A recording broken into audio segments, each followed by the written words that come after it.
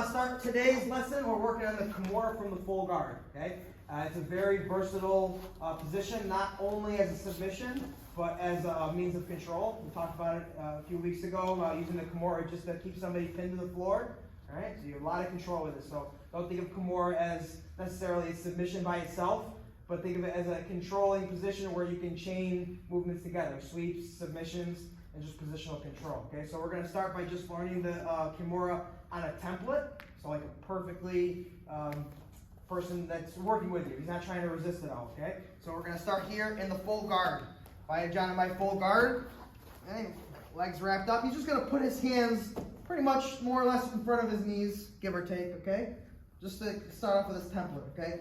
As a grappler, this is generally a bad idea, is to put your hands on the mat anytime you want to try to have your posture. Okay, putting your hands on the mat is just going to open up for attacks. Okay, so we're going to start off with the Kimura. Now he's got his hands on the ground. I want to pick one hand.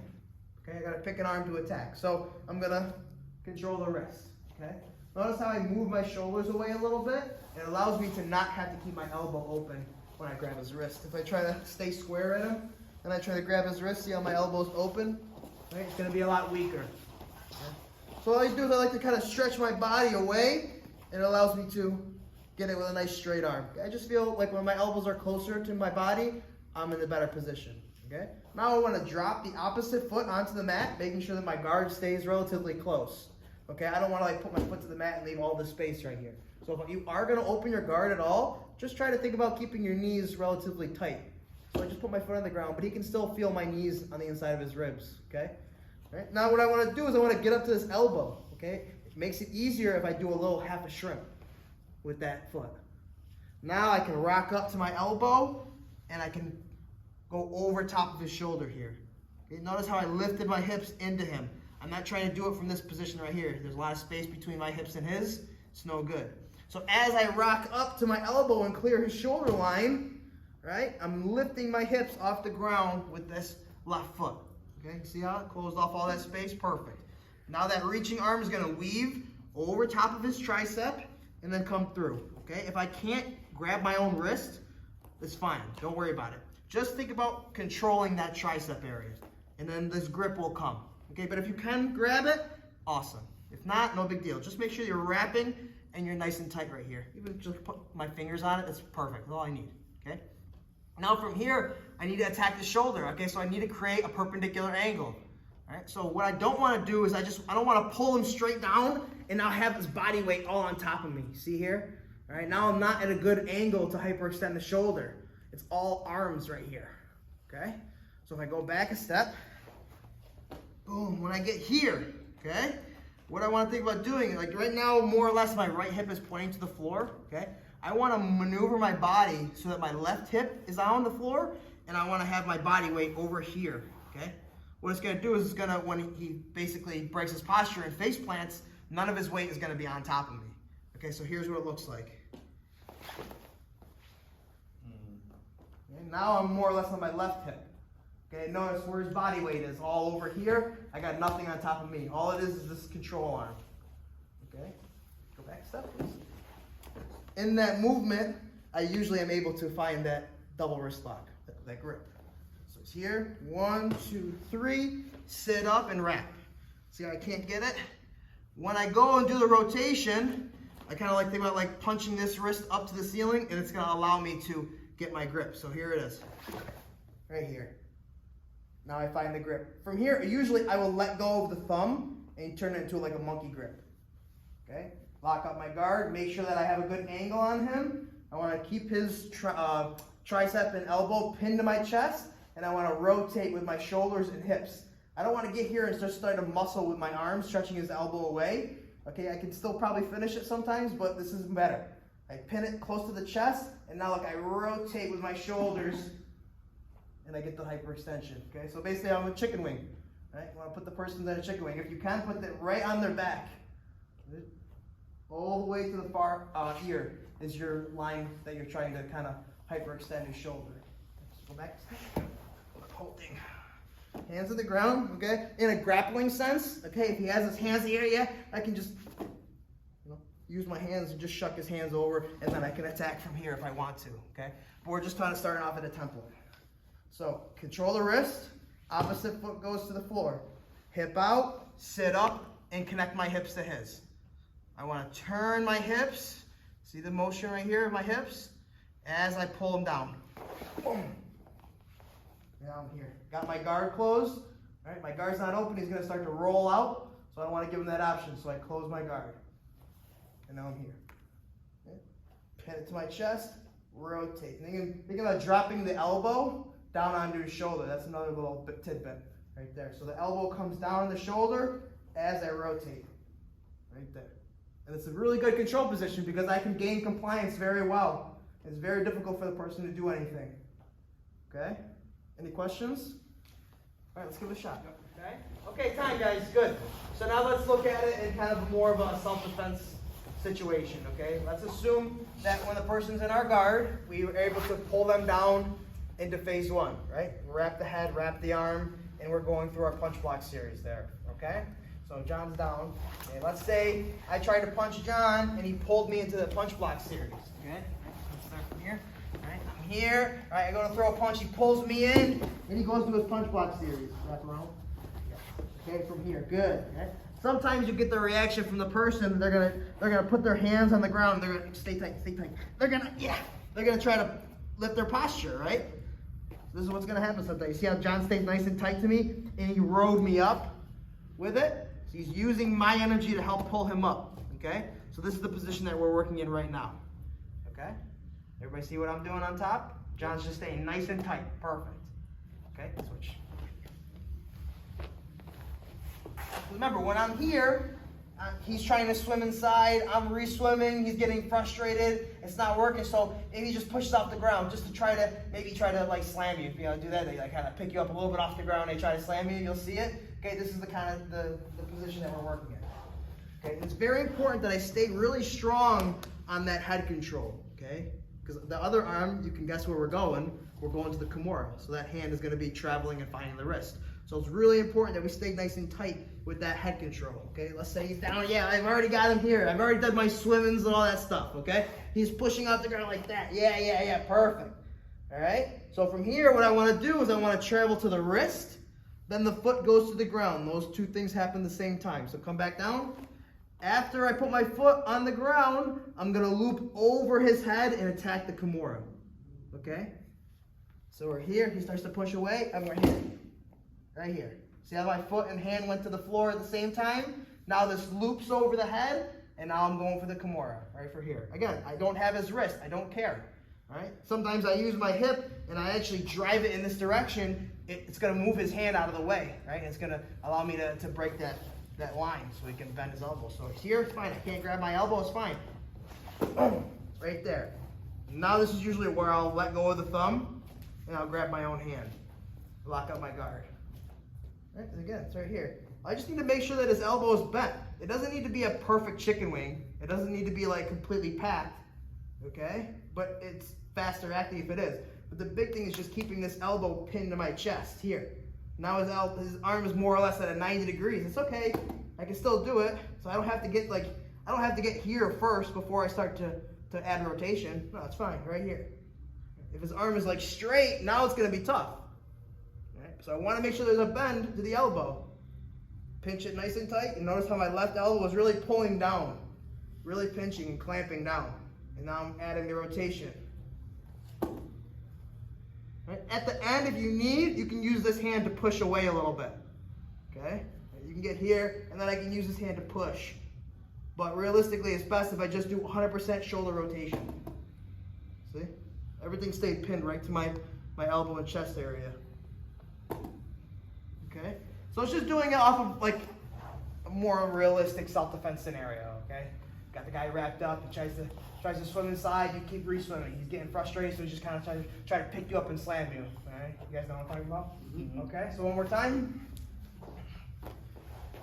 I'm here, right? He picks it like this. 1, 2. Elbow goes to the floor. Loop over the head. Hip out. Right here. Lock up my guard. Get my wrist lock. And I'll go to the shoulder. Not my wrist lock, grab my wrist. They call it a double wrist lock sometimes, these type of movements. V-lock, Kimura, double wrist lock, wrist, wrist. That's why I said that. So boom, right here. Okay? Let's give it a shot. Okay, time, guys. Good. Okay? So that's one reaction he can have, okay?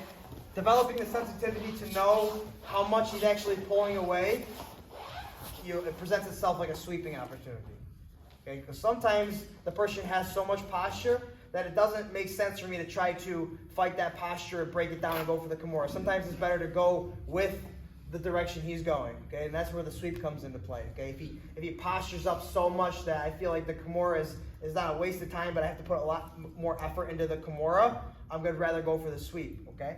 So the same position, he still tries to pick us up, but I feel his body weight really, really driving backwards. He's really trying to posture up, almost like he wants to try to stand up, okay?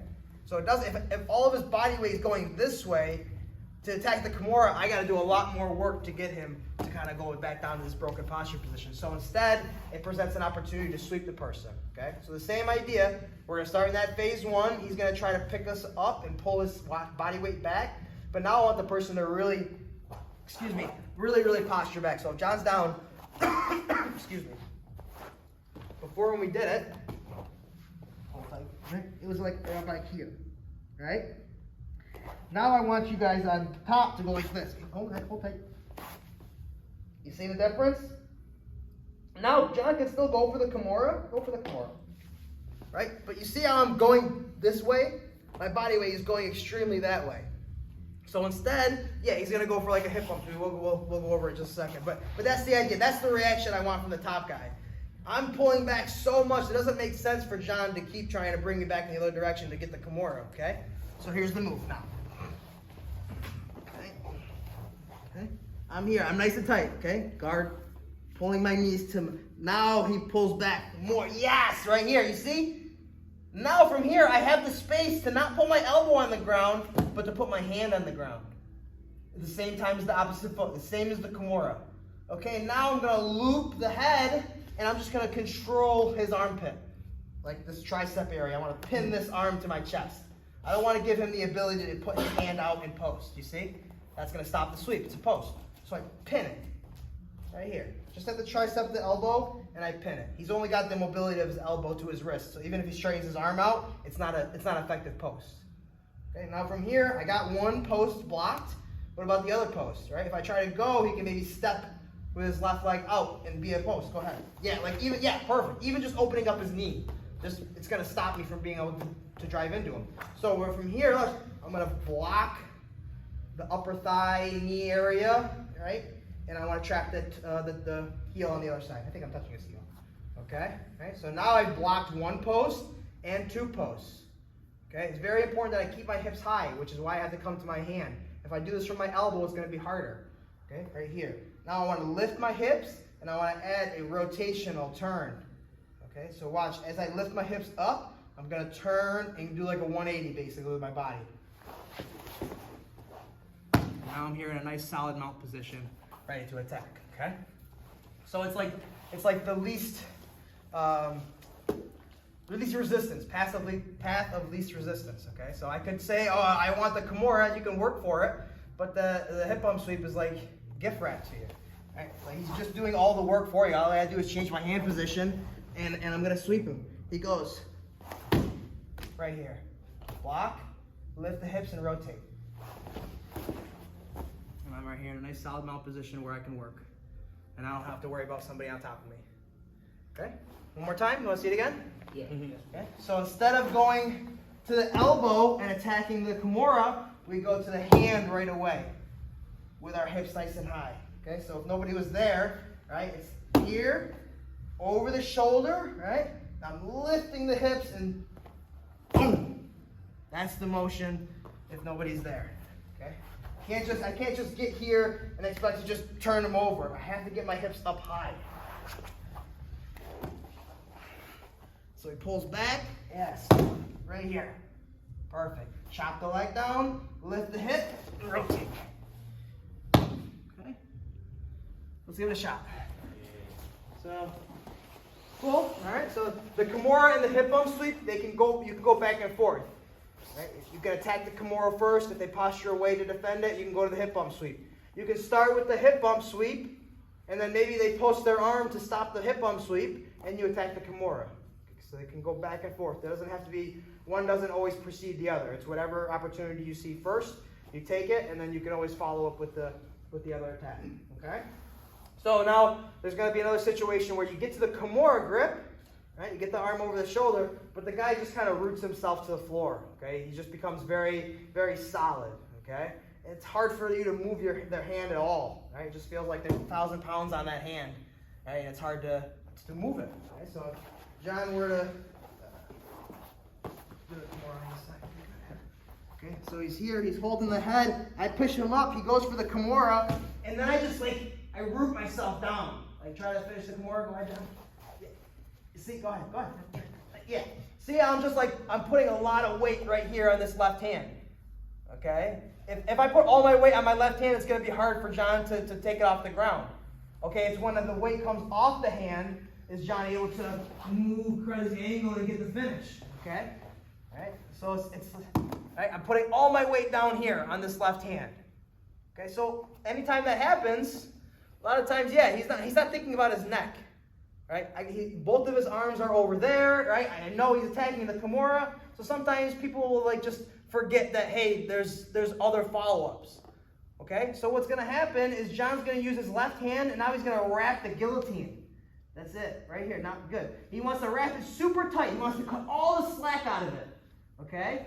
So once he wraps the neck, he doesn't want to just fall to his back and attack it.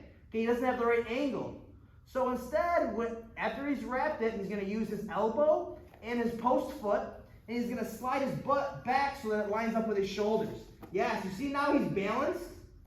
Okay, now he can let go of my wrist, and now we can attack either the arm in guillotine or the arm out guillotine. Okay? It's very important that when he does pull himself back into the guard, he wants to cheat to the hip of the head control side. Yes, you see here? Now he's in a very good position to finish the guillotine, dropping his elbow, lifting his wrist, and popping the hips. Okay? But you see how the follow-up occurred. I attacked the Kimura, the guy's rooting his hand to the floor, it's very hard to move it. Right? So yeah, maybe you don't get the guillotine, right? But it just gives them something else to think about. Maybe you attempt the guillotine, then you go right back to the Kimura. Right? Go back and forth.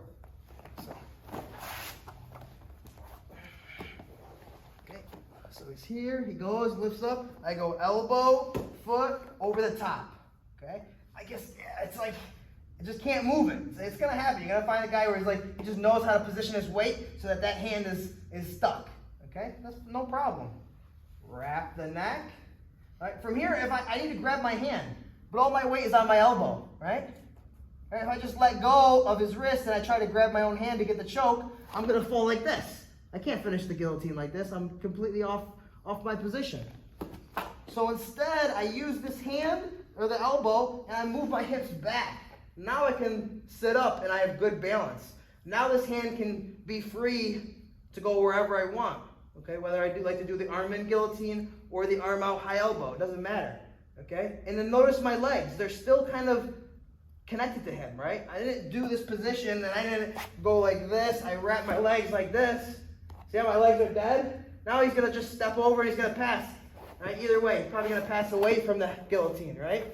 But you see how even though my guard was open, I still had like a pinch. I was still trying to keep him tight so that he doesn't have the option to just pass. He has to go up and over, and then maybe I can use that to sweep or regain something. Okay, does that make sense? So after I wrap the neck, I scoop back. Look, I'm still touching. If he wants to drive into me now, perfect. That's just giving me more or less what I want. As long as I make that hip escape so that I'm on my hip, as opposed to being flat on my back, good. I got a good position for the guillotine, and I finish it right from here. Okay? So now he's got three things he's got to worry about. He's got to worry about getting Kimura, he's got to worry about getting hip bump, or guillotine. All right? Let's give it a shot.